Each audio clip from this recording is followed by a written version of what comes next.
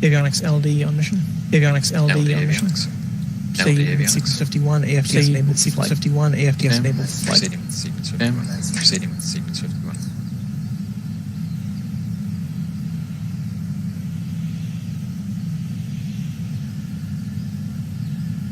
AFTS is green and enabled for flight. AFTS is green and enabled for flight.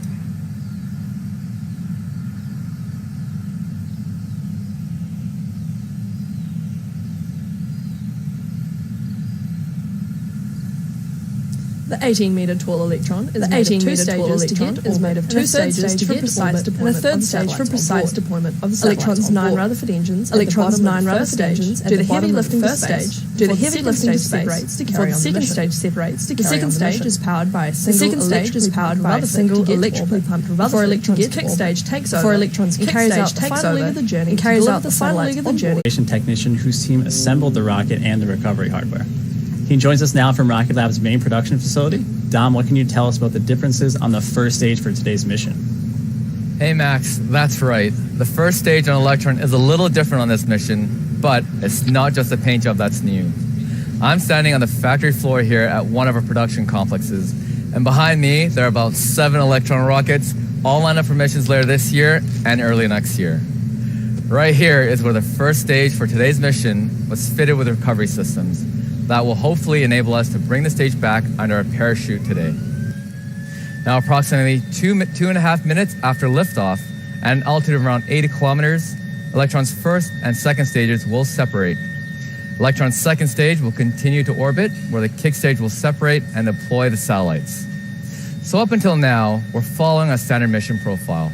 But next is where it gets interesting for recovery. With engines now shut down on Electron's first stage, our reaction control system will reorient the stage 180 degrees to place it on an ideal angle for re-entry, designed to enable it to survive the incredible heat and pressure known as the wall during its descent back to Earth. Now on the recovery booster, the RCS thrusters are located near the top of the vehicle, highlighted on your screen. When Electron decelerates below Mach 2, a drogue parachute will be deployed to increase drag to stabilize the first stage as it descends. In the final kilometers of descent, a large main parachute will be deployed to further slow the stage and enable the controlled splashdown. Our team on the recovery vessel will rendezvous with the stage after splashdown and retrieve it for transport back to this production complex for inspection. Once we get the stage back to the factory, we'll inspect every inch and use that knowledge to inform our next recovery effort. It's going to be such an amazing mission to watch that I'm just going to wrap this up right now. I'm going to join everybody else at Mission Control. Back to you, Max and Ari. Thanks very much, Dom. The recovery team might be leading the program to bring back an Electron, but almost every team across the business has been involved in getting us to this point. So it's exciting to be just minutes away from liftoff for this very special mission. A quick reminder that we will have live video of the beginning of the recovery process. We're expecting the feed will cut out as Electron goes through the wall and eventually drops out of telemetry range. We'll be sharing photos of the recovery effort on the water as soon as they're available. So, with just 2.5 minutes left in the count, we're going to hand you over now to listen in on comms from Mission Control for the final minutes until launch. All stations, LD on mission cord. We are go for auto sequence start at T-minus 2 minutes. LD is go for launch.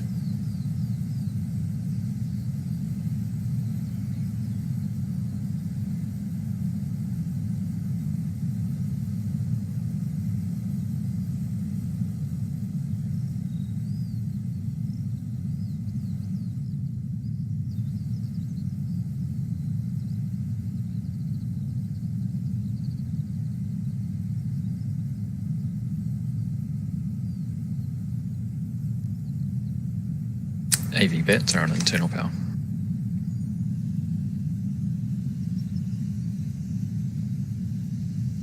The vehicle is fully on internal power.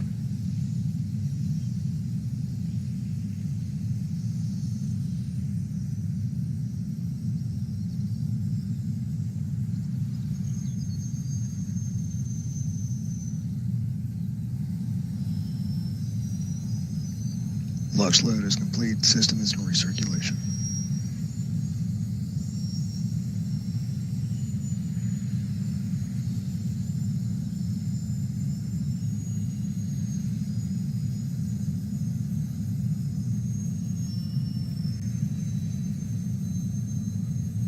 Anti-gas ring disabled.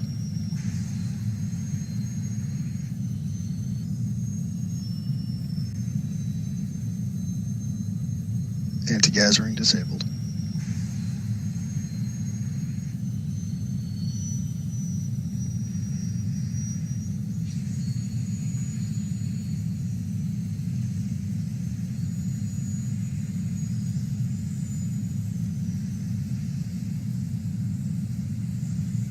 Stage 1 and Stage 2 tanks are pressed. High flow engine purge is enabled.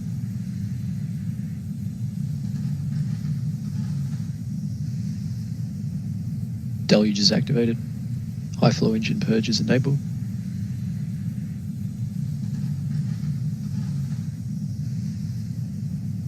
Deluge is activated.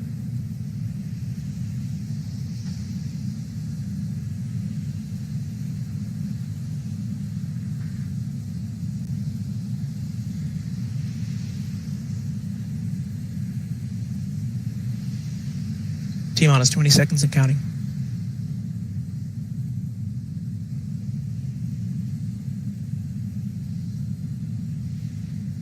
T-minus 10, 9, 8, 7, 6.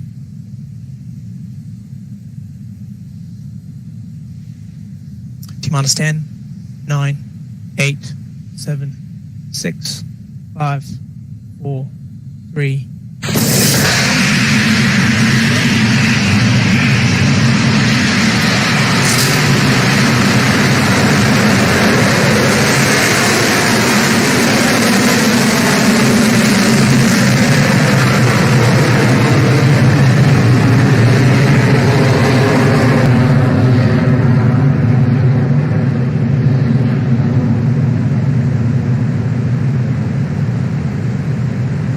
Stage 1 propulsion is nominal.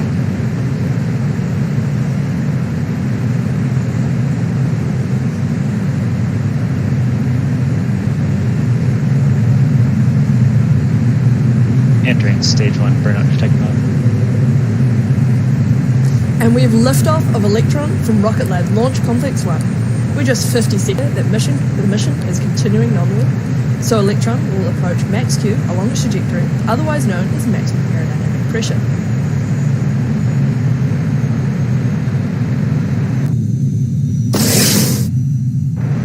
Approaching maximum dynamic pressure.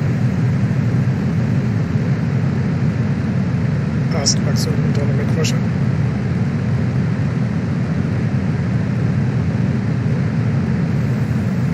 And there goes the call from our operator on console. Electron has cleared max Q. Propulsion is continuing to look good on the path to orbit.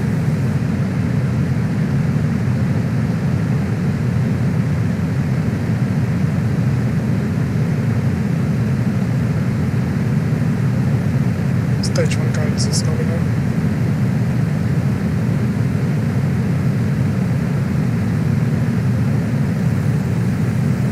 Coming up next in the mission timeline is main engine cutoff, also known as MECO, as Electron's Rutherford engines power down so that the first and second stages of the vehicle can separate cleanly. Following that, the vacuum optimized engine on the second stage will ignite to carry the satellites on board further into space, while Electron's booster will begin to fall back to Earth, marking the start of our recovery attempt. The team on the recovery vessel will now be furiously tracking its return telemetry.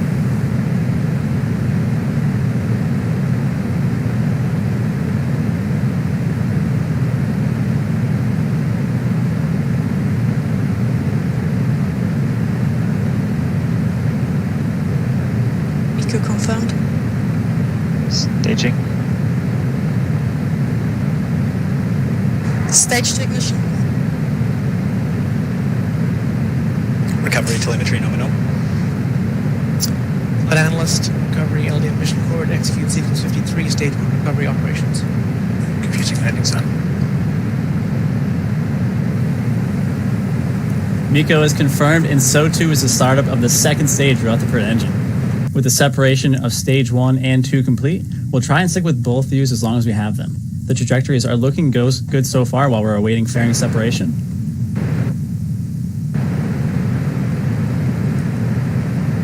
Fairing separation. And there goes the pairing, and welcome to space, Mr. Noam Chomsky.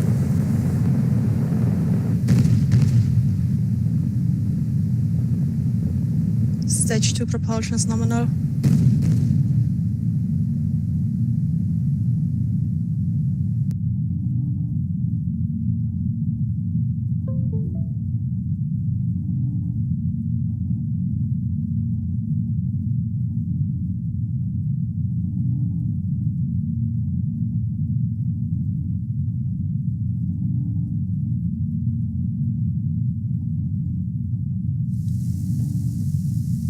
If you're just tuning into the broadcast for our 16th Electron launch, we've successfully lifted off the pad at LC1 in New Zealand and have had a successful MECO, stage separation and stage 2 ignition. Electron's second stage burn is in progress as we hit 4 minutes and 17 seconds into flight.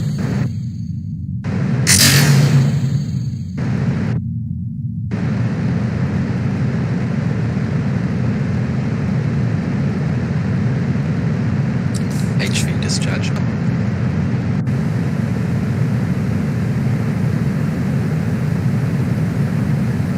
Stage 1 apogee. Stage 2 guidance is nominal.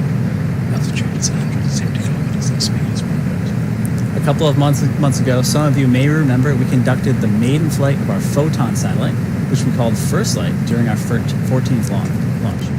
The kick stage, which you can see Mr. Noam Chomsky mounted to here, forms the basis of our Photon satellites. By offering launches and satellites as a bundled service, we make it easier for small satellite operators to get to space, removing the need for them to source satellite, launch, and ground stations separately.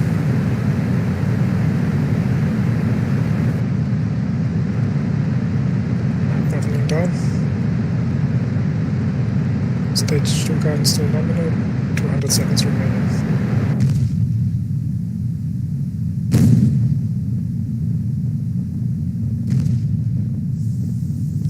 Just a quick update for you all here. Electron's second stage burn continues nominally at a velocity of 14,000 kilometers per hour and an altitude of 190 kilometers. It looks like we've still got visual of stage reentry as well, and it feels good to be back in space.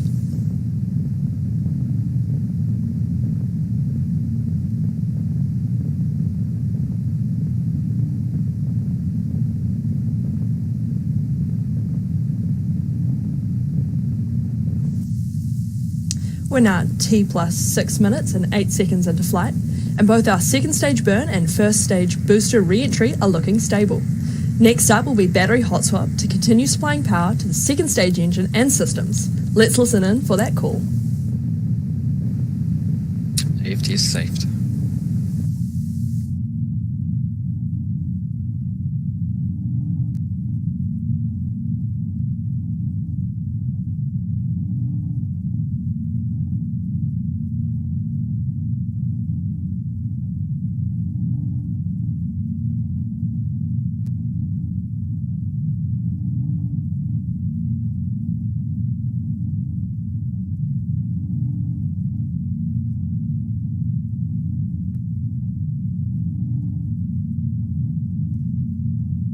Stage 2 propulsion is nominal.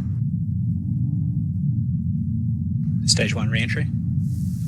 We've had battery hot swap confirmation, and we're about a minute and a half away from when we expect stage 1's drogue chute to deploy. The ride is going to get a little bumpy on the way back down, with the booster reaching several times the speed of sound on its fall back to Earth.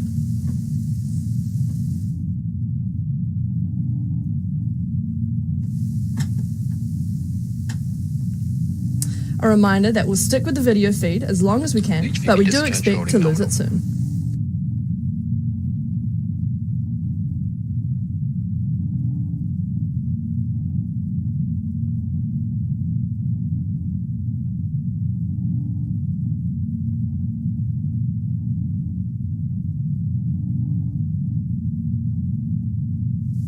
And as expected, it looks like we've lost video connection to Electron's booster there.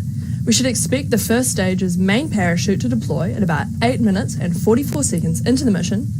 If we get that confirmation while we're still on the air, we'll be sure to share it with you. Otherwise, check in on our social media channels for further updates when we end the broadcast. Now let's listen in for the call while we wait for stage 2 separation. Guidance is in terminal, 20 seconds remaining.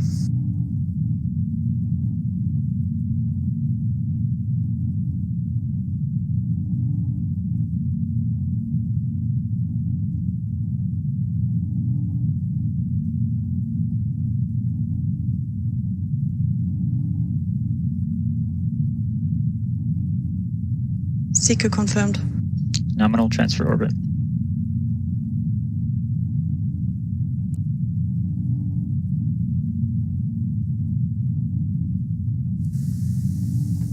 And as you just heard from the team in Mission Control, the engine on Electron's second stage has shut down and the kick stage has separated.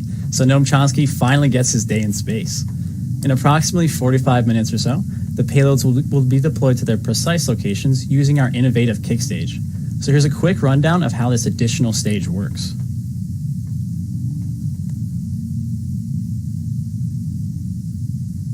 Electron's second stage takes us to an elliptical orbit where the kick stage then separates. From here, the 3D printed Curie engine on Electron ignites to propel the stage and its payloads to a circular orbit for deployment. Using a cold gas reaction control system, or RCS, the kick stage accurately points itself to deploy each satellite to a precise and individual orbit, even on rideshare missions with multiple satellites like this one. Once the satellites are deployed, the Curie engine reignites, propelling the kick stage to a lower orbit where it will be dragged into the Earth's atmosphere faster, leaving behind no space junk in orbit.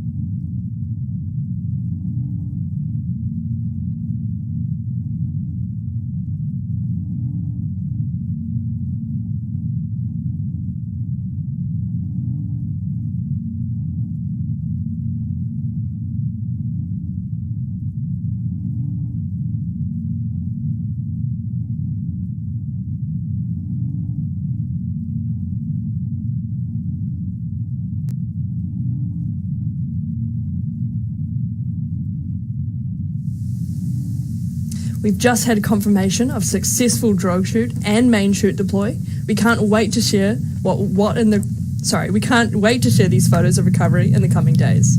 So with that, we're going to end the launch broadcast here ahead of that final sequence. We'll be sure to let you know as soon as we can about our recovery efforts and of course payload deployment. Thank you once again to our customers for choosing to launch on Electron, and thank you to each and every one of you for tuning in to watch this very special mission. I'm Ariana Ryan. And I'm Max Bunsey, and this is Rocket Lab Mission Control, signing off.